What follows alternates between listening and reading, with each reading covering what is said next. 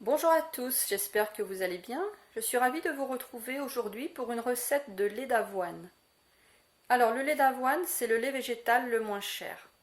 Et il y a plusieurs avantages à le faire soi-même. Bien sûr déjà le prix. Alors j'ai vérifié les prix en magasin entre le prix des flocons d'avoine et le prix du lait d'avoine en brique. Ça revient entre 3 à 5 fois moins cher de le fabriquer soi-même. Et la deuxième raison, c'est qu'on évite aussi tous les additifs, bien sûr, si on le fait soi-même. Alors, voici les ingrédients. Pour 1 litre de lait d'avoine, on va utiliser 100 g de flocons d'avoine. Donc là, j'ai le pot entier, je n'ai pas encore pesé. Et 1 litre d'eau. Donc moi, j'ai mis 2 fois un demi-litre. Si vous souhaitez un lait sucré, vous pouvez rajouter du sucre, du miel, du sirop d'érable ou tout autre produit sucrant. Ça dépend de l'usage que vous souhaitez en faire. Pour faire ce lait d'avoine, nous allons utiliser un blender ou un robot selon ce que vous avez. Je vais commencer par mettre l'eau dans le fond du blender, parce que si je fais l'inverse et que je mets déjà les flocons d'avoine, ça va rester dans le bas du blender et ça va pas bien se mixer. C'est pour ça que je commence toujours par mettre le liquide.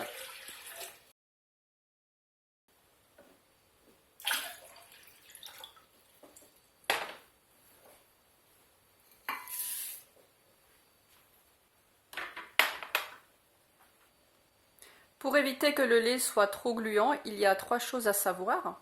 Donc, premièrement, il ne faut pas faire tremper les flocons d'avoine avant. Deuxièmement, il ne faut pas mettre d'eau chaude. Vous pouvez même mettre votre eau au réfrigérateur avant. C'est mieux de mettre de l'eau froide. C'est pas obligatoire bien sûr de le mettre au réfrigérateur, mais c'est pas mal aussi. Et troisièmement, il ne faut pas mixer trop longtemps. Donc on va simplement mixer quelques secondes. Comme d'habitude, je couperai le son au montage.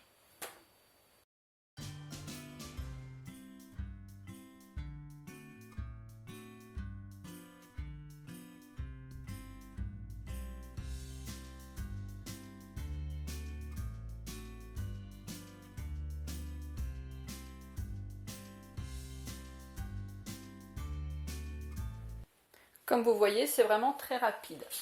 Alors maintenant, j'en mets partout. Maintenant, il va falloir filtrer.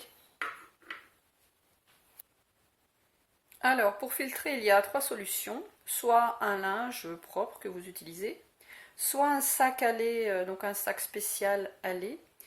Personnellement, je n'aime pas ces 2 solutions parce qu'après, il faut nettoyer. Et je trouve que ce n'est pas facile. Alors, pour ceux qui mettent les sacs à lait ou le linge dans la machine à laver, je trouve que c'est pire parce qu'en fait, après, il y a des résidus de lessive. Et le prochain lait végétal, eh bien, il y aura des résidus de lessive dedans. Donc, comme je n'aime pas cette solution, j'utilise la troisième, qui est d'utiliser une passoire. Et je trouve ça vraiment bien plus simple. Alors, j'utilise tout simplement une passoire comme ceci.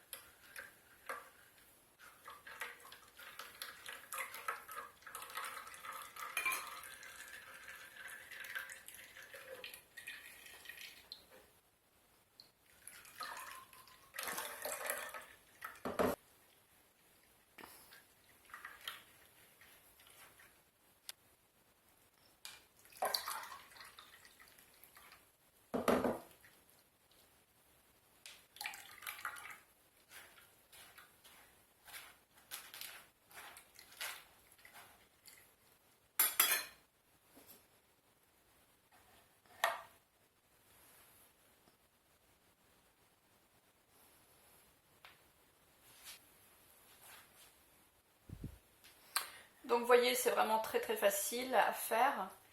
C'est rapide, vraiment 30 secondes, ça suffit largement pour mixer. Et cette technique d'utiliser une passoire comme ça, c'est vraiment beaucoup plus facile que d'utiliser un linge qui est quand même assez difficile, je trouve, à laver. Voilà, donc je presse bien, je vais récupérer. Donc bien sûr, vous voyez, il reste tous les flocons d'avoine quand même. On va pas les jeter. On va en faire autre chose. Donc je vais mettre ça de côté. Donc je vais transférer dans une bouteille.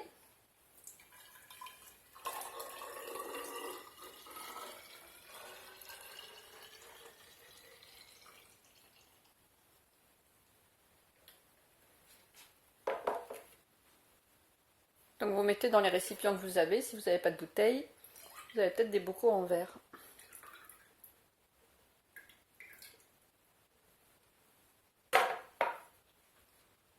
Donc votre lait végétal est prêt, vous pourrez l'utiliser dans toutes les recettes comme vous avez l'habitude d'utiliser du lait de vache par exemple, ça peut être dans des crêpes, ça peut être dans tout un tas de préparations.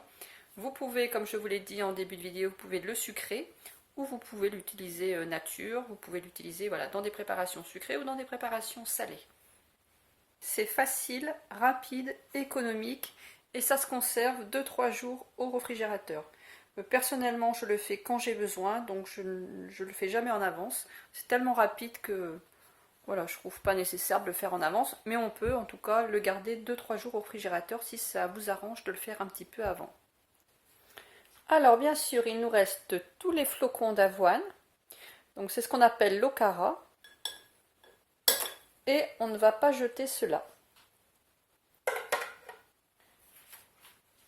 Voilà, voici si ça se voit bien avec la couleur, c'est un peu la même.